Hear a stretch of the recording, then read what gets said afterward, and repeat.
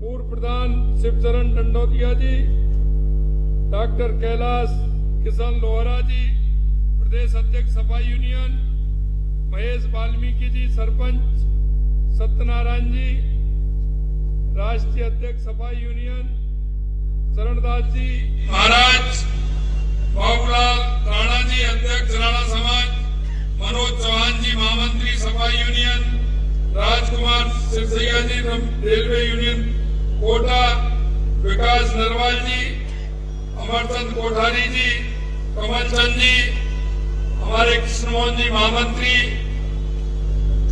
कुलवंत जी और मंच पर विराजमान सभी नेतागण और मेरे सामने बैठे मेरे भाई और बहनों, सबसे पहले तो मैं आप सभी का अभिनंदन करता हूं, वंदन करता हूं, आप सभी को मैं नमन करता हूं।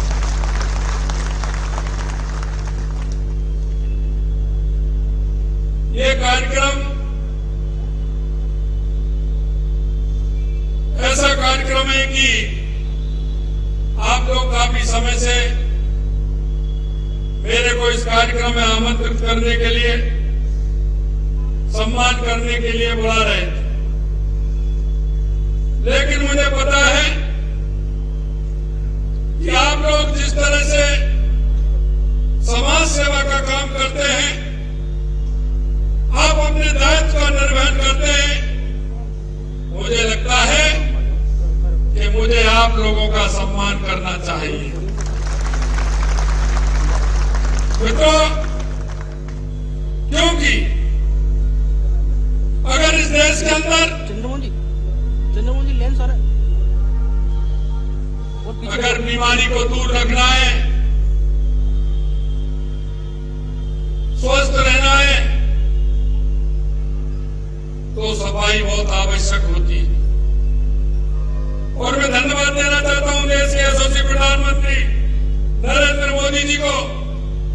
उन्होंने स्वच्छता अभियान को अक्टूबर 2014 से प्रारंभ किया था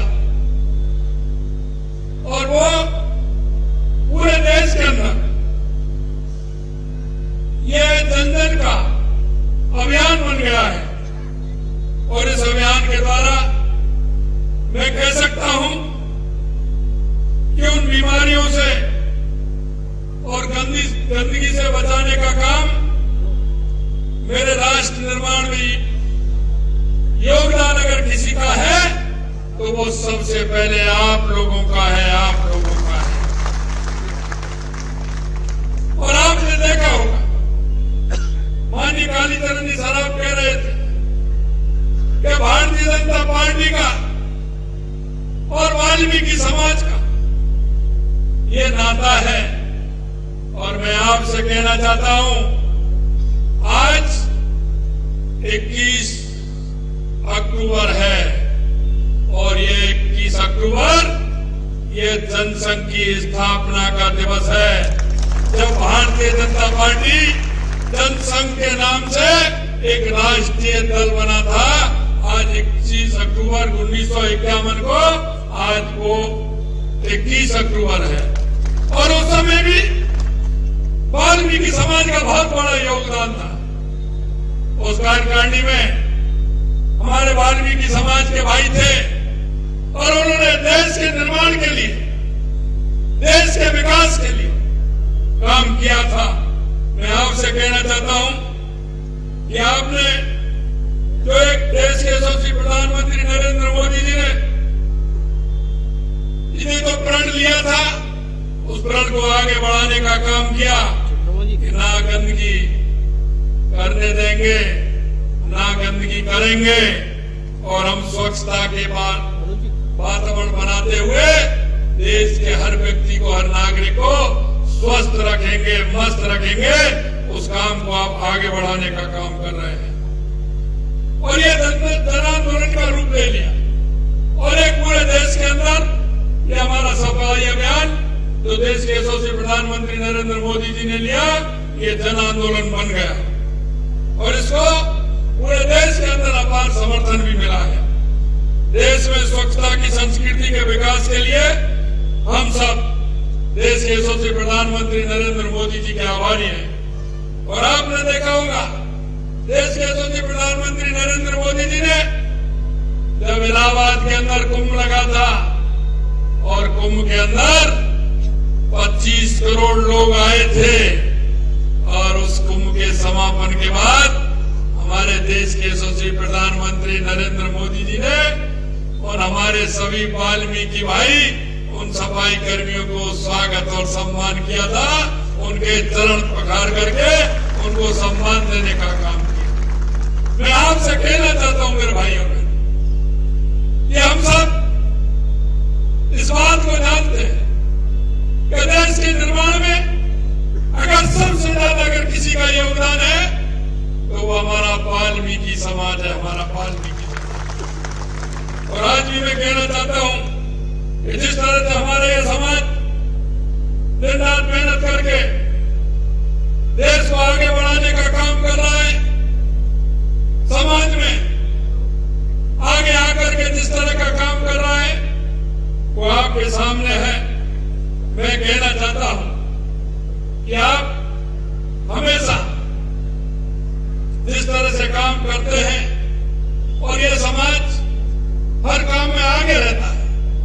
और मैं कहना चाहता हूं, आप तो शहर में रहते हैं लेकिन मेरे गांव के भाई भी यहां बैठे होंगे, गांव से जो आते हैं, अगर गांव में सबसे पहले अगर बुलाया जाता है, सबसे पहले सम्मान किया जाता है तो मेरे वाल्मीकि भाई का किया जाता है, क्योंकि ये हमारी संस्कृति है, ये हमारी संस्कृति है।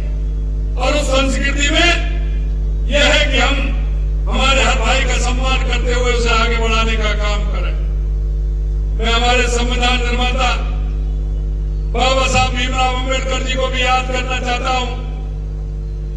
मैं कल ही लंदन से आया हूं, मैं लंदन गया था, मैं बाबा साहब ने जो शिक्षा ग्रहण की थी, मैं उनके उस स्थान पर गया था, किंग हेनरी रोड स्थित जो ऐतिहासिक अम्बेडकर हाउस है, मैं वहां गया था और मैंने वहां देखा कि बाबा साहब ने किस मेहनत के साथ वो पढ़ाई की और हमारे संविधान का निर्माण किया। आज हमारा देश बाबा साहब के बताए हुए रास्ते पर चल रहा है। मैंने जाकर के वहां उनके उस अध्ययन कक्ष में उनको पुष्पांजलि भी अर्पित की। मैंने उनका वो अध्ययन रूम भी देखा और मैंने, क्योंकि उसके पीछे जस्ट रेलवे स्टेशन था, मैं पीछे निकल करके देखा कि बाबा साहब वहां से जब रेलवे की गाड़ी आती थी तो उन लोगों ने मेरे को बताया कि बाबा साहब जब रेलवे की गाड़ी आती थी तो अपने पढ़ाई करने के लिए उससे रेलवे से जाते थे, रेलवे से आते थे, बिल्कुल नजदीक में स्टेशन है। और उन्होंने जिस तरह से देश का सम्मान बढ़ाने का काम किया, देश के निर्माण में उनका योगदान है, मैं आज उनको भी श्रद्धा सुमन अर्पित करना चाहता हूं। उनकी स्मृतियां जिस तरह से उसमें मैंने देखी, निश्चित रूप से मन प्रफुल्लित हो गया कि बाबा साहब ने यहाँ करके पढ़ाई की और देश का निर्माण करने में अपना सब कुछ उन्होंने दिया। मैं आपसे कहना चाहता हूं कि आपने देखा होगा कि हमने जिस तरह से हमने हर तरह से हमारे सफाई कर्मचारियों की जो भर्ती है, कांग्रेस के लोगों ने देखा, चुनाव आया, उनको सिर्फ चुनाव दिखता है। और मैं मेरे भाई और बहनों में कहना चाहता हूं, ये कोई भी चुनाव आए, इन कांग्रेस के लोगों को देख लेना, चुनाव आएगा कोई ना कोई इस तरह का सुबह का छोड़ेंगे, इस तरह की बात कहेंगे जो कभी वो ना पूरा कर सकते, ना उन्होंने कभी पूरा किया। सबसे ज्यादा अगर देखा होगा, जब भी चुनाव आते हैं, झूठ और लूट की बात करते हैं, कोई ना कोई नई अफवाह फैलाने का काम करते हैं। मैं आपसे कहना चाहता हूं, उन्होंने चुनाव से कितने दिन पहले सफाई कर्मी की भर्ती निकाली, उसमें भी किस तरह का व्यवस्था की कि तो भर्ती हो ही नहीं पाए। मैं आपको कहना चाहता हूं, हमने आपके माध्यम से जो आपने बताया, आपके लोगों ने जो हमें किया, आपने कहा कि इस तरह से होनी चाहिए, हमने उसी आधार पर सफाई कर्मियों की भर्ती निकालने का काम किया। और मैं कहना चाहता हूं, आने वाले समय में हमारे सभी सफाई कर्मचारी जो हमारी भर्ती प्रक्रिया है वो हमारी चल रही, इसके लिए सार्वजनिक सफाई व्यवस्था में कार्य अनुभव का आधार हमने रखा है और उसके आधार पर आवेदन कर सकते हैं और हम लॉटरी के माध्यम से नगरीय निकाय सफाई कर्मचारियों का चयन करने वाले हैं, उसमें आपका चयन होने वाला है। इन भर्तियों के लिए मैं कहना चाहता हूं कि इतनी बड़ी भर्ती पहले भी हमारी सरकार ने 2018 में 21,000 पदों की भर्ती की थी और अभी हम 24,000 पदों की भर्ती भी हमारी सरकार कर रही है। मित्रों, मैं इतना कहना चाहता हूं कि हमेशा भाजपा की सरकार हमेशा सफाई कर्मियों के हित में काम करती है, हमेशा आपके हित में काम करती है। हमारी सरकार ने भर्तियों में आपकी मांगों के अनुरूप संशोधन कर नियमों का सरलीकरण भी किया है। लॉटरी के माध्यम से पारदर्शिता तरीके से पारदर्शी से भर्तियां करने का काम भी किया जाएगा, जबकि पिछली सरकार ने भर्तियों में क्या किया, उनमें तो पेपर लीक किए, लेकिन इसमें भी पेपर लीक जैसा ही किया था, इसमें भी पेपर लीक जैसा ही किया। हमारे युवाओं के साथ अन्याय करने का काम उन्होंने किया।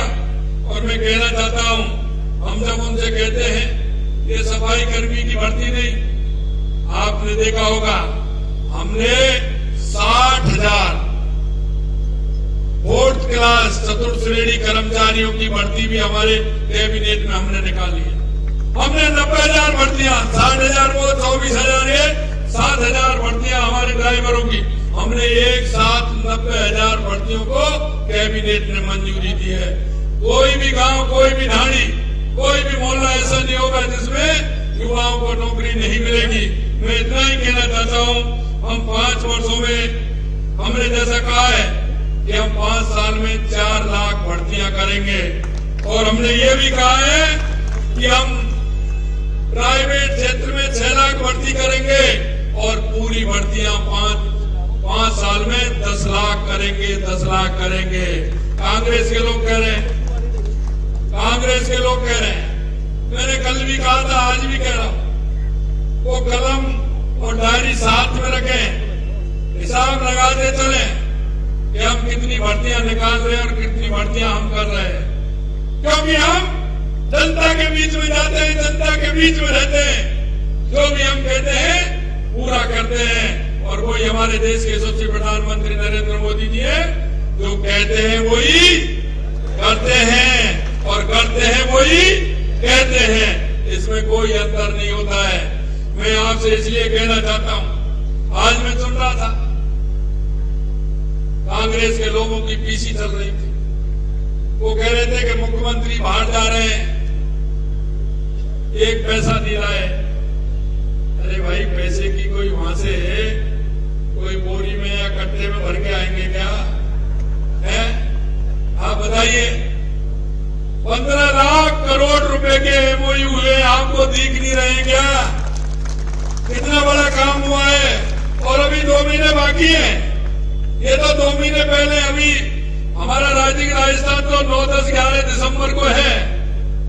कितना आएगा मालूम पड़ जाएगा। क्यों चिंता कर रहे हो?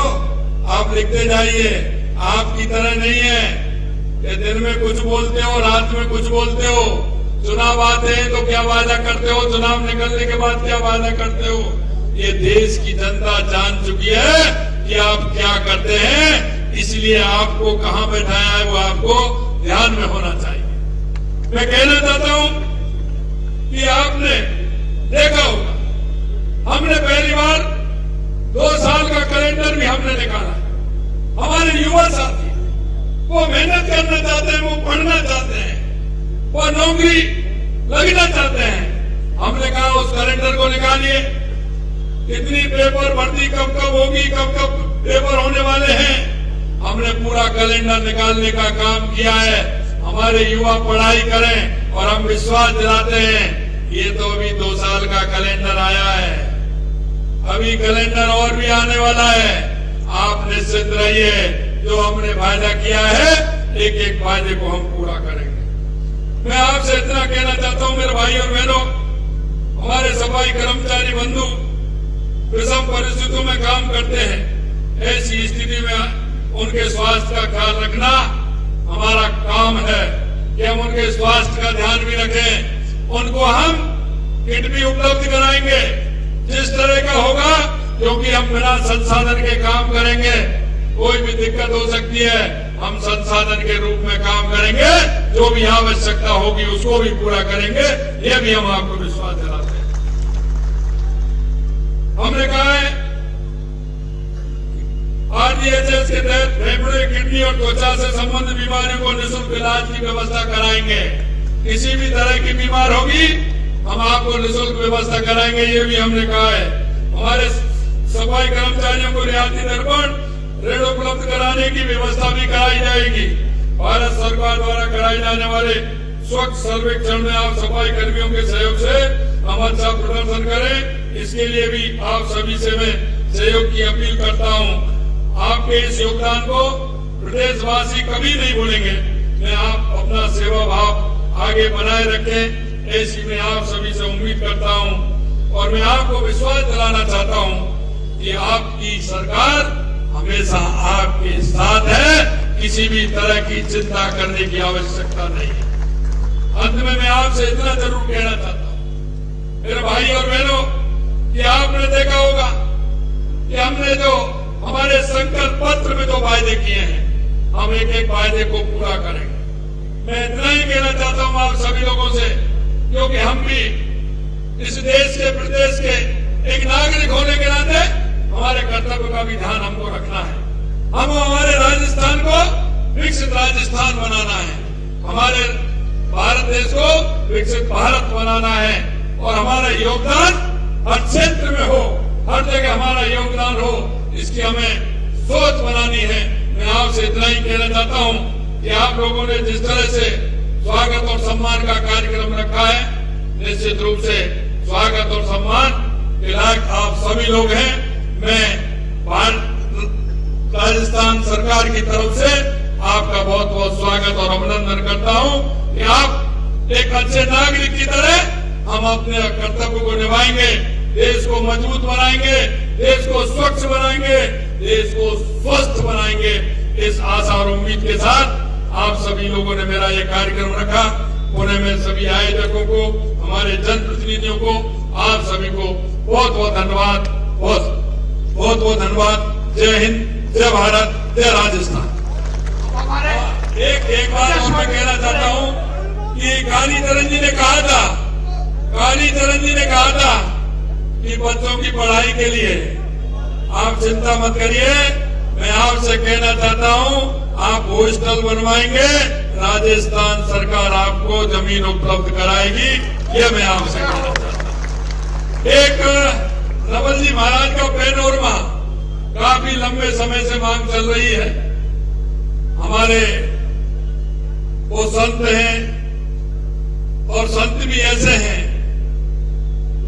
कि उनका स्थान, जो हमारे महाराज जी हैं मेरे को बता रहे थे, सुनील महाराज जी मैं कहना चाहता हूं, आराम से निश्चिंत रहिए। मैं आज ही लाखा बच्ची को नोट करा दूंगा, और हम मां नवल जी महाराज जी का वहां पैनोरमा बनाएंगे। आप निश्चिंत रहे जोधपुर के अंदर। मैं आपसे अंत में इतना ही कहना चाहता हूं मेरे भाइयों और बहनों, कि आप निश्चिंत रहें, आप खुले मन से राष्ट्र के निर्माण में अपनी भूमिका निभाएं। और कभी कभी लोग ऐसे आ जाते हैं जो किसी तरह से बहकाने का काम करते हैं, किसी तरह से इस तरह की बात करते हैं। उनके बहकाने में नहीं आना है, उनसे पूछ लेना है कि तुमने क्या क्या किया। कालीचरण जी अभी बता रहे थे कि हमने कितना कितना किया है, कब कब आवश्यकता हुई है। तो भारतीय जनता पार्टी की सरकार हमेशा आपके साथ रही है, आगे भी है, किसी तरह की चिंता नहीं करनी है। आइए हम और आप सब मिलकर के इस राजस्थान को विकसित राजस्थान बनाएं, उत्कृष्ट राजस्थान बनाएं। इस आशा और विश्वास के साथ बहुत बहुत धन्यवाद। जय हिंद, जय भारत।